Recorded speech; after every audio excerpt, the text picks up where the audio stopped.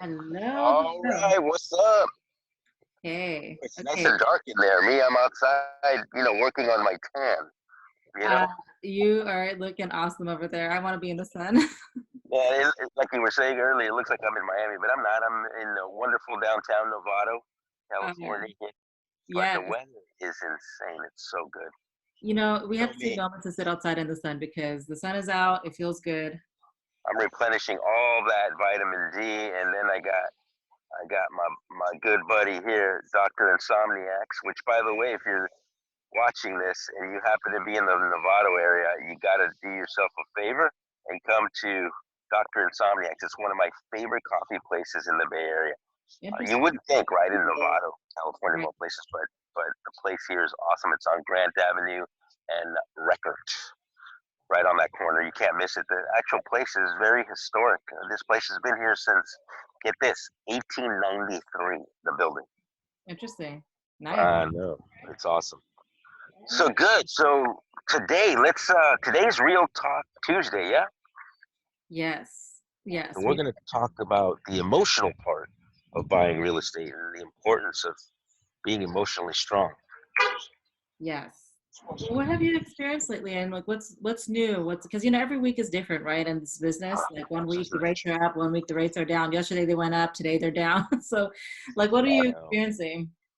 Well, so in when the waters are running very fast, and what I mean by that is property values are still going up, and there's a lot of competition. The crowd has woken up in 2020, and people are out there now, and it's very competitive, and rates are at an all-time low.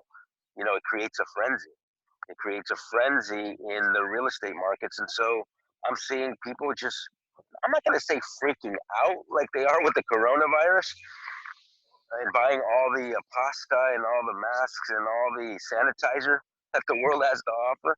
But Yeah, I will say that people are uneasy. They're just stressed out because, in my opinion, it just takes a lot stronger emotional fortitude to win in this market because chances are, I mean, you correct me, that you're not going to get your offer accepted the first time in the first property. Most likely, it's going to take a few properties that you persist on, and I use that term very calculatingly here, that you continue to go on the journey and continue to put in offers until you get that house. I mean, what do you think? absolutely. I feel like there is definitely the better homes are always getting the most action for sure. Of course. There's still some negotiating though. I mean, I noticed that some homes may be overlooked maybe because of just the way it's not staged or it's not the photography is not the best. Maybe you could find Yeah. value in there, but it is definitely the homes that are remodeled, staged, and updated are definitely getting multiple offers, and they're going way over ask. And a lot of times right now, what I'm getting is, are you able to waive appraisal contingency? Are you able to give on top Yeah. appraisal? So those are some questions that people want, and some people want some. The sellers are, if they feel like their house is one of the better ones out there, they're going to use that to their leverage. But And which ones don't, right? They all think that, for the most part, they all think that their house is the best house. What are you doing as far? So, are you doing more of the appraisal contingency waiver?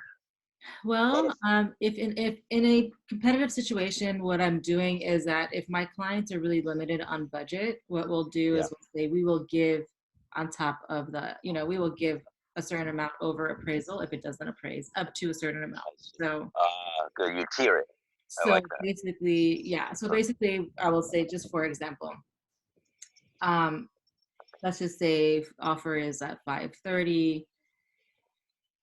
Let's just say, and if it doesn't appraise, we'll give $5,000 over the appraisal price up to 530. Okay. Just kind of giving you an Got it. example. So if there's any questions, because sometimes there's not enough comps. What I'm looking at, there's a home is Mm, remodeled, maybe, but or limited inventory, but there's not a lot of stuff out there and they want a certain price, and that it is worth it, but you are concerned about appraisals. So there's a lot of different moving parts right now, and when yeah, the that's competition true. is tough, that's going to be a Okay. question. Okay. All right. Fair enough. So, what do you think people should prepare themselves with emotionally when they're starting this whole process of buying a house? You really have to just be close with your team and talk about strategy. I think that, constantly talk to your loan agent, talk to your realtor. I mean, you may be able to stretch, some numbers, depending if the rates go down, maybe that could help you. Yeah, Otherwise, try to find some ways to kind of make your offer sweet, maybe by giving the seller, if they need a 30-day rent back, maybe giving them that as a courtesy to stay for a month to get their things together and move, and at least it doesn't hurt the yeah. buyer again. I don't know. I just think it just takes grit, though, grit and courage. I mean, it's But there's doesn't life though? I mean, honestly, if we peel this onion, doesn't life today in 2020 require a lot of grit? I mean, think about what it takes to be successful. I look at it from this standpoint.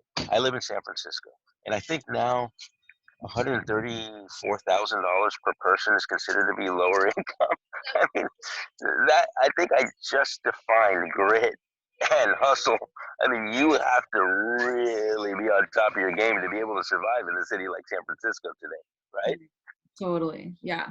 So yeah, I mean, I think that at the end of the day, it's like, and also backup offers. If you, I'm noticing too that offers are falling out. So maybe if your offer didn't get accepted, Yeah, ask to be in backup position and get that paperwork signed.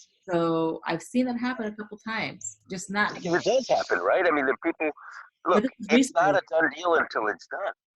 Nope. Talk And a little bit about that because I think people just give up when they see, oh, they accepted, they got an offer accepted. Well, that's not necessarily the end of the game here. no, if they don't have, if you're like in second position and you lost out, so basically ask to get that paperwork signed. Really put it in there, because if something falls out, you want to be first in line, and they would, if the seller signs it, then you're automatically first in line. They don't put it back on the market, and you have, because you have an opportunity. So I Great would say advice. do that as a just a security measure, because things are not certain until it closes. That's 100%. You know, it ain't over till it's over, right? Absolutely. Absolutely. This is part of that emotional fortitude. Sometimes you have to understand that things don't take things always for face value. It's not always the case. Whoever persists the most wins, in my opinion. Yeah, At the end of the day, you and I have done this many, many times. Look, if you're with us, we're going to get you in the house. It's going to happen. it's gonna We happen. don't know exactly when, but chances are it's going to be faster than with anybody else, in my opinion, because I've seen you work, and I know how awesome you are at locating properties. Plus, you know, I've seen your hustle, and you can be technically brilliant, and that's great. But I personally think that having greater hustle will outbeat any kind of technical knowledge because at the end of the day, we got to get you into a house, right? And that involves a lot of persistence in this market. And it involves you checking in. You know, we're really good also, and you're excellent at this, checking in with your clients. It's important to always stay connected and always keep the lines of communication open because at any given time, you might get scared. You know, if you read the news today, everybody's dying of something. It's either murder, suicide, coronavirus, or something, right? Right.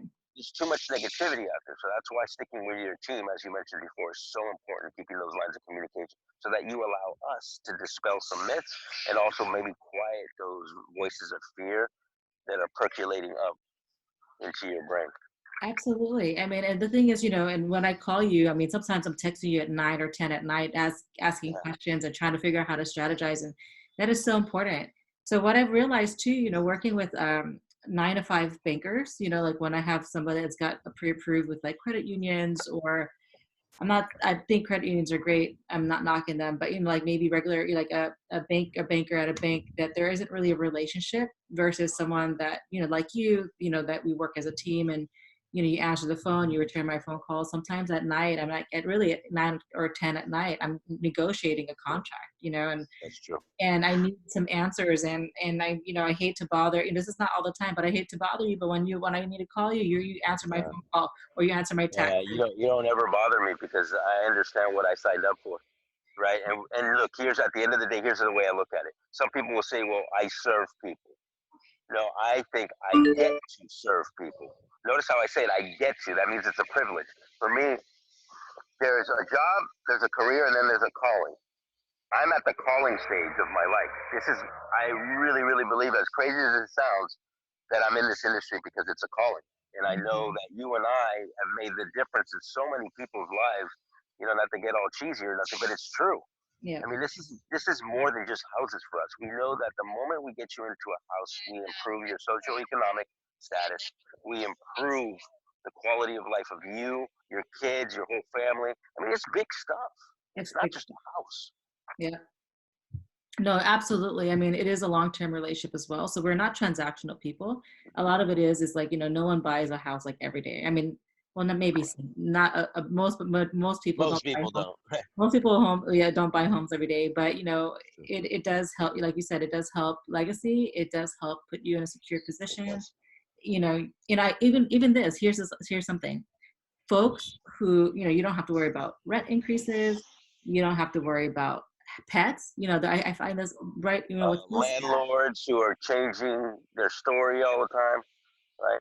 Yeah. And you know what I'm finding out too? A lot of folks that are have pets, if you're a pet lover, I'm a big pet lover, and I find that people are having a hard time renting with pets.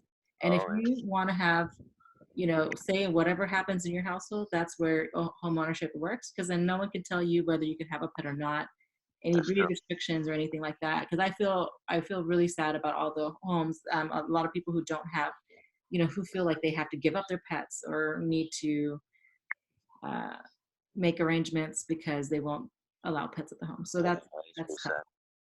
Yeah, you have more control over that in your life in general. Good Mhm. deal. So, how do people get a hold of you? All right. So call or text at 415-756-4418. And I would say that's the best way. How about you, Ed? Okay, cool. With me, the same thing. Just give me a ring. I always like to call in this era of just texting and emailing. Probably a conversation for a few minutes will make all the difference. 415-368-1149. Yeah. And then All there's right. really dumb questions too. If you have any questions, if you have anything that you want to know about, ask away. We don't mind at all. We'll always Oh, make yeah. time No, for it. matter of fact, not only do we not mind, we love it. Yeah. That's the difference. We want to Absolutely. educate. All right. Well, everybody, and you included, have a All right. fantastic day. Enjoy this amazing weather, and we will see you next time. See you next time. Bye.